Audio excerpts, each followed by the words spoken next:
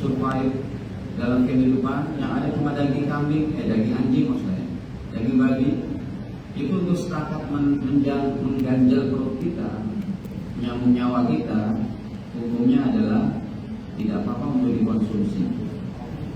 Ya, itu kaidah dari ulama. Ataupun tarkul adah adawah, meninggalkan kebiasaan bisa jadi permusuhan. Itu kaidah para ulama. Ataupun kaidah yang lain, al-yaqin la yuzalu bisyak. Perkara yang yakin tidak bisa dijatuhkan dengan yang ragu-ragu.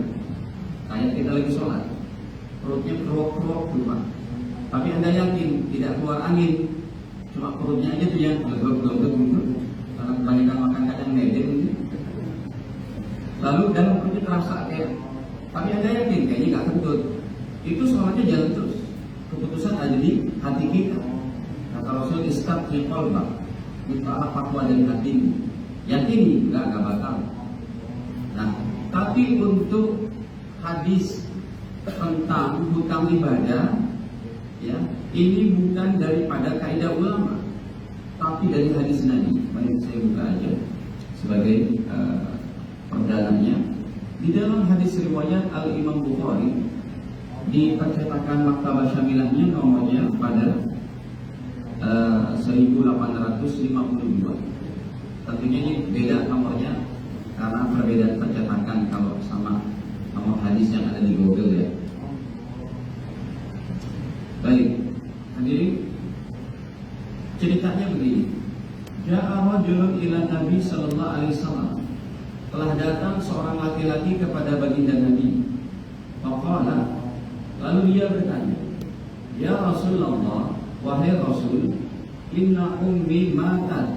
Sesungguhnya ibuku meninggal dunia. Wa 'alaiha shaumu syahr, dan ibu saya punya hutang puasa sebulan." Ya, ibu punya hutang puasa sebulan, sakit, begitu meninggal. Hutangnya belum dikodok. Dan sang bunda ini umurnya masih relatif muda, 55-60 tahun. Sebab kalau orang tua kita hadirin di rumah, Anda masih merawat orang tua Anda umur 80 tahun, 85 tahun, kalau tidak kuat puasa, nggak usah dikodok, cukup bayar apa? Fidyah. Dan dalam masalah puasa semuanya itu at least-nya, finally-nya semuanya adalah bayar fidyah. Nanti saya kasih contoh. Kemudian sang anak ini berkata kepada Rasul, enak ya Pak ada Nabi Muhammad, langsung bertanya begitu kan? Ya. Makanya kalau kita di sini mau bertanya, tanyalah pada pakarnya, pada para ulama. Ya. Jangan sama orang yang ilmunya setengah-setengah. Nanti yang adanya emosional aja tuh Pak, egois mata. Oh nggak ada nih. Ya. Baik, Rasul bersabda, beliau berkata ini, apa abdi anha, boleh tidak saya yang mengkodok puasa ibuku ya Rasul?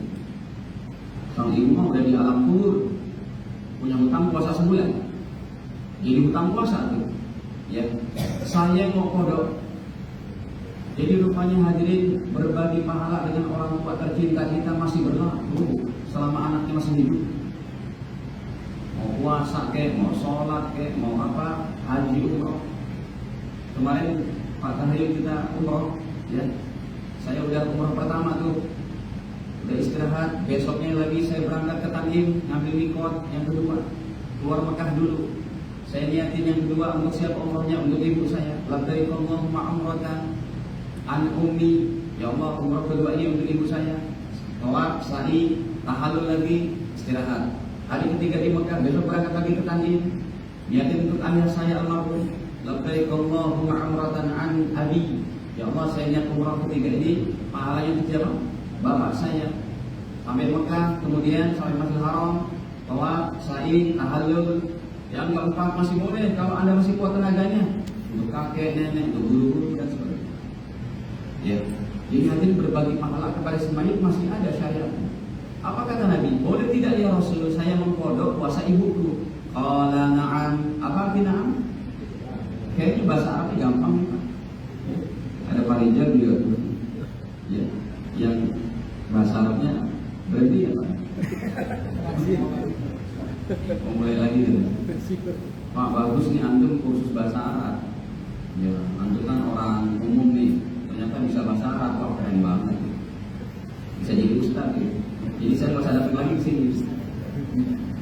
Jadi kemudian statement Rasul selanjutnya apa? Kalau Nabi bersabda, "Fadainullah," karena hutang kepada Allah, "ahakku," lebih berhak, lebih penting, ayyuqda, untuk dikodok. Silakan kamu kodokin puasa ibu. Kalau anaknya 5 orang enak tuh Pak, sebulan dibagi-bagi jadi berapa? Satu orangnya berapa? 6 hari. Tapi ini anak sungguh-sungguh. Saya pun begitu.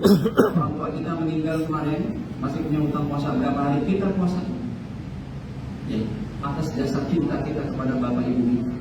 Dan itu udah dilegalkan oleh Rasul, pengiriman pahala kepada si majid dari puasa, sholat, umroh, haji dan macam-macam, termasuk baca Fatihah, baca.